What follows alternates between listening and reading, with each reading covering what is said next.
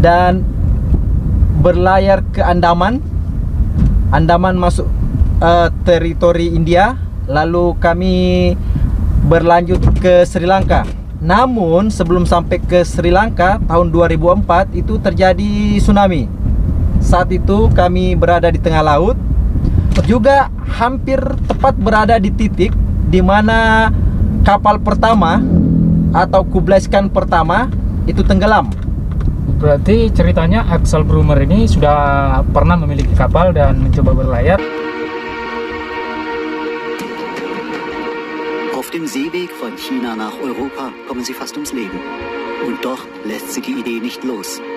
Wie Marco Polo zu reisen, mehr als 20.000 Seemeilen weit. Assalamualaikum warahmatullahi wabarakatuh. Kembali lagi bersama saya Arif Rahman, tentunya di SP Malindo Channel, channelnya Tukang Jalan. Apa kabar semuanya? Semoga sehat dan sukses selalu bersama keluarga. Di video kali ini saya akan berbincang-bincang dengan seorang penjelajah dunia, yaitu Bung Haris. Beliau telah berpetualang dan jauhnya itu melebihi rute yang telah dilalui Marco Polo. Karena rute beliau dimulai dari Indonesia, Cina, Hong Kong, Thailand, India, Yaman, terusan Suez, Kroasia, Italia, Spanyol, hingga ke Jerman. Seperti apa kisah petualangan beliau? Simak terus video ini hingga selesai. Namun sebelum lanjut, jangan lupa support terus channel ini dengan cara klik like, komen, subscribe jika belum di-subscribe, share ke media sosial Anda agar teman-teman yang lain dapat menonton. Terima kasih telah ikut serta membantu mengembangkan channel ini. Jadi hari ini saya sudah bersama Bung Haris dan akan beberapa pertanyaan tentang perjalanan beliau selama kurang lebih 4 tahun ke 3 benua di hampir 30 negara. Jadi pertanyaan yang pertama yaitu pelayarannya dimulai dari kapan, Bung?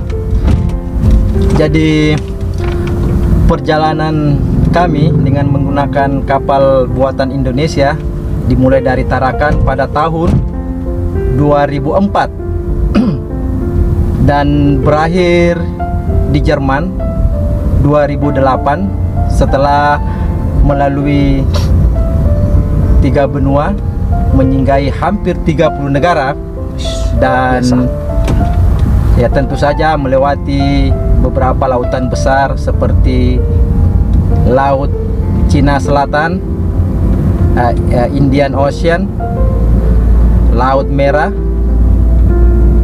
Laut Mediterania, dan Adriatik. Tentu saja lautan Atlantik. Luar biasa ya, cukup panjang perjalanannya.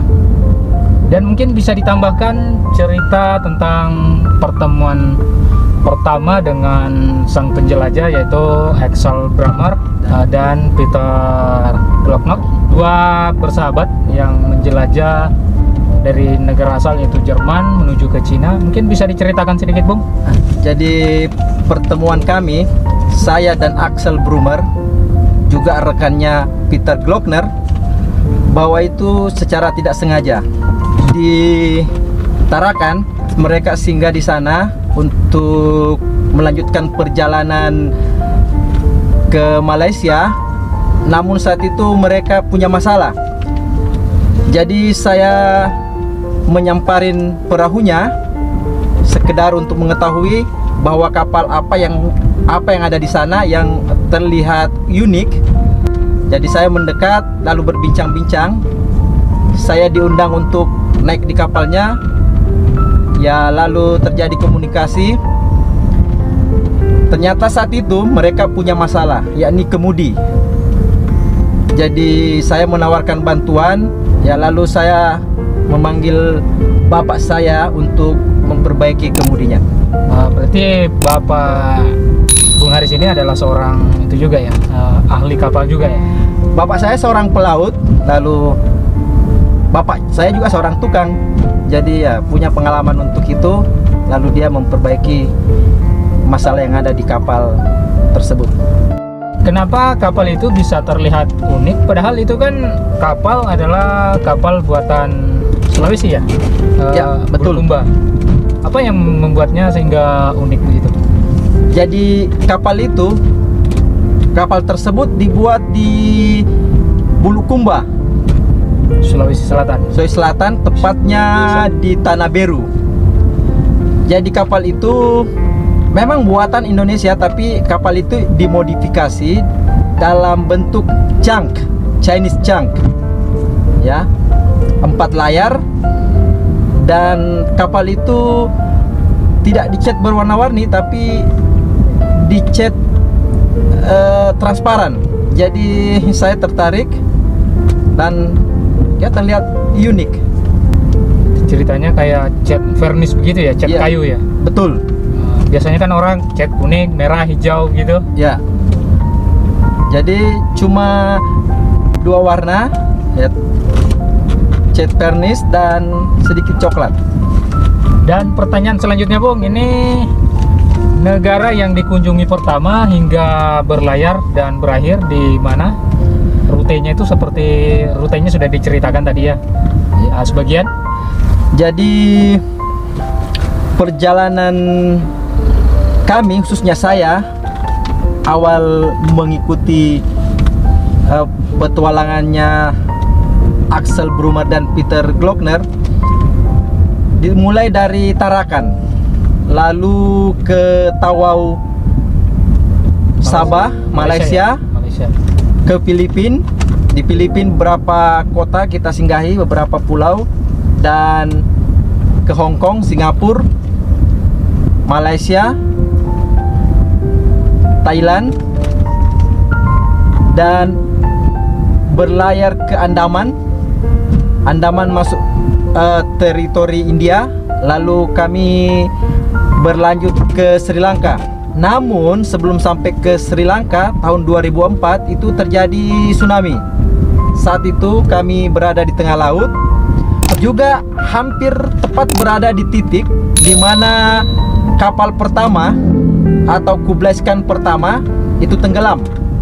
Berarti ceritanya Axel Brumer ini sudah pernah memiliki kapal dan mencoba berlayar, tetapi mungkin karangnya atau tenggelam. Ya, betul. Jadi kapal pertama itu tenggelam di Laut India beberapa hari setelah meninggalkan Sri Lanka, karena kapal itu dibeli di Sri Lanka, lalu berlayar ke daratan Cina. Karena cerita tentang Marco Polo itu dimulai dari daratan Cina, di mana Marco Polo dulu berlayar mulai dari Cina untuk menuju Eropa. Setelah dia melakukan perjalanan dengan darat ke daratan Cina dari Eropa, Italia, Marco Polo pun berlayar kembali ke negaranya dengan menggunakan kapal. Berarti Marco Polo ini bukan berlayar dari Italia ke Cina? Tidak. Dia ke Cina itu melalui darat, lalu berlayar dari Cina ke Eropa. Tapi ada satu yang menarik tadi, bahwa pada saat 2004 itu terjadi tsunami yang berdampak ke beberapa negara, dan yang terparah itu adalah Indonesia, terutama di Provinsi Aceh. Tapi bagaimana perasaan atau mungkin kru yang lain pada saat tsunami tersebut? Dan kita ketahui bersama bahwa tsunami tersebut itu sangat luar biasa dan menelan korban itu sampai ratusan ribu jiwa. Syukur alhamdulillah atas pertolongannya, bahwa kami aman-aman saja dari bencana tsunami. Sebelum terjadi tsunami, kami berada di Pulau Andaman, India, untuk berlayar ke Sri Lanka. Namun di tengah perjalanan terjadi tsunami. Jadi kami tak mengetahui bahwa saat itu terjadi tsunami, namun ada informasi melalui satelit bahwa terjadi tsunami. Saat kami tiba di Sri Lanka, di mana pelabuhan yang akan kita tuju itu porak-poranda. Jadi kami tidak bisa masuk di pelabuhan tersebut, yakni Pelabuhan Galle yang ada di Sri Lanka. Lalu kami meneruskan perjalanan untuk bersandar di Pelabuhan Colombo, ibu kota negara Sri Lanka. Jadi pada saat terjadi tsunami itu apa di atas kapal itu tidak terasa atau bagaimana itu? Ya, kami tak merasakan apa-apa. Kami tak merasakan apa-apa. Namun saat itu juga ombaknya ya lumayan besar. Lumayan besar. Namun kami tak menyangka jika saat itu ada tsunami Yang sangat dahsyat. yang sangat dahsyat. Bahkan di negara Sri Lanka pun porak-poranda. Di sana pun dengan cekatan Axel Brummer dan Peter Glockner melakukan kegiatan, yakni memberi bantuan kepada warga negara Sri Lanka yang terdampak tsunami. Jadi mengirimkan bantuan kira-kira 2 truk bantuan yang berisi makanan, selimut, kebutuhan dapur, kebutuhan bayi dan lain sebagainya. Mendengar dari cerita perjalanan yang begitu panjang sampai 4 tahun, hampir 30 negara itu sangat atau sesuatu yang luar biasa. Tapi jadi pertanyaan bagi saya bahwa apa yang memotivasi Bung Haris ini sehingga mau berlayar sejauh itu? Tentunya dibutuhkan persiapan mental, fisik, tentunya juga speaking kan, bahasa. Apa yang menjadi motivasi sehingga ingin bergabung ke pelayaran tersebut? Motivasinya jadi saya terinspirasi dari seseorang saat saya bekerja di Gili Trawangan, Lombok. Jadi saya bertemu seorang turis. Saya melihat di tas-tasnya itu ada beberapa bendera yang ditempel.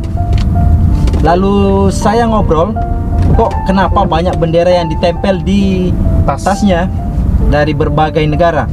Katanya inilah negara-negara yang pernah saya kunjungi. Ya, untuk mengenang saya menempel bendera negara-negara yang pernah saya kunjungi. Ya, disitulah muncul motivasi untuk melakukan hal yang sama, mengunjungi negara-negara orang. Namun saya tidak membayangkan bagaimana cara untuk mengunjungi negara-negara tersebut. Yang saya tahu, untuk berkunjung suatu negara itu menggunakan banyak uang. Iya, Budget yang lumayan saya kira. 10 tahun kemudian baru terwujud impian itu. Jadi teman-teman, jadi di dunia ini tidak ada yang tak mungkin. Seorang Bung Haris adalah pria kelahiran Bupinang, tepatnya Kabupaten Bombana. Di masa mudanya beliau merantau ya ke Lombok dan bertemu seorang penjelajah dunia juga. Dia ingin melakukan hal yang sama, akan tetapi tidak disangka-sangka beliau bertemu dengan seorang penjelajah juga, kemudian membawa Bung Haris di dalam tim untuk melakukan pelayaran. Jadi teman-teman, tidak ada yang tidak mungkin selagi kita selalu berusaha. Satu lagi Bung, bagaimana kesan dan pengalaman hidup bersama tim Axel Brummer yang tentunya tidak sebangsa, tidak seagama, dan tentunya banyak perbedaan, terutama dari segi makanan dan lain sebagainya. Bagaimana ceritanya Bung bisa betah? Kan kita tahu bersama bahwa orang Eropa itu makannya menggunakan makanan yang terbuat dari tepung, sedangkan kita adalah makan makanan yang dari beras. Jadi Bang, bagaimana itu Bu? Tentunya ada cerita-cerita menarik itu. Ya, jadi teman-teman kami di kapal itu yang saya temui ya lumayan banyak. Jadi kru di kapal itu 250 orang yang secara bergantian. Jadi karena mereka adalah bukanlah profesi pelaut, namun punya profesi tersendiri di negara masing-masing. Jadi para kru itu bergantian. Ya saya lah yang paling lama di kapal itu. Berarti dari akhir ada yang naik, ada yang turun. Ya, gitu ya? ada yang naik, ada yang turun. Saya dari awal hingga akhir petualangan. Jadi teman-teman itu sangat respect satu sama lain, toleransi. Jadi Axel itu sangat paham tentang Islam, ya karena dia punya buku terjemahan dari Al-Quran. Jadi dia paham apa yang tidak boleh yang dilakukan oleh orang Islam. Tentang makanan, Nah, ini yang menarik ini. tentang makanan dengan mudah saya beradaptasi karena tak ada pilihan. Iya. Ya, jadi yang tersedia keju, roti, daging, ya makan roti sama daging sama keju. Tapi tetap rindu akan makanan Indonesia. Tengah malam saya masak nasi sama goreng ikan kering untuk mengenang makanan Indonesia. Karena bagaimanapun ya terbiasa dengan makanan Indonesia, tentu saja rindu menyantapnya setiap hari. Namun tak bisa, ya terpaksa sekali-sekali. Jadi artinya Bung Haris ini membawa beras atau bagaimana itu? Jadi ada persediaan kami. Persediaan beras itu tetap ada karena awet. Ya. Untuk makanan lain seperti roti itu hanya ada saat kita singgah di suatu negara. Itu pun biasanya tidak cukup karena perjalanan kadang-kadang non-stop, 1 minggu, 2 minggu malah dari Hong Kong Singapura itu perjalanan 2 minggu. Tentu saja roti tidak bertahan selama itu. Jadi ada beras sebagai pilihan ketika makanan lain sudah tidak ada. Yang tadinya beras ini adalah makanan pokok, tapi di kapal itu menjadi makanan yang sampingan ya. Iya. Soalnya tetap karena yang saya yakin yang makan beras itu adalah Bung Haris sendiri. Apakah orang Eropa juga suka makan nasi atau bagaimana itu? Kalau ada nasi tetap makan nasi. Dibilang suka Tidak juga. tapi mereka tetap makan. Ya mungkin menghargai atau Tidak juga menghargai, tapi mereka apa yang disediakan memang itu yang kita makan. Walaupun itu bukan makanan pokok mereka. Dan yang terakhir Bung, mungkin ada pesan moral, motivasi untuk anak-anak muda yang di luar sana, terutama yang menonton di channel ini. Mungkin ada sedikit motivasi untuk melakukan hal yang sama, bahwa di dunia ini tidak ada yang tidak mungkin. Selagi ada usaha, ada niat, dan kita sudah dengarkan tadi bahwa Bung Haris itu hanya memulai dari niat, dan niatnya itu terwujud, dan itu sangat luar biasa bagi saya. Ya, jika ada impian atau cita-cita atau ada keinginan yang positif tentunya, kita harus tetap tanamkan dalam hati, dalam pikiran untuk meraihnya. Lakukan apa saja yang positif dalam hidupmu, karena apapun itu akan berguna. Dan tentunya cita-cita tersebut tidak terwujud tanpa kerja keras ya Bung ya. Ya, saya kira begitu.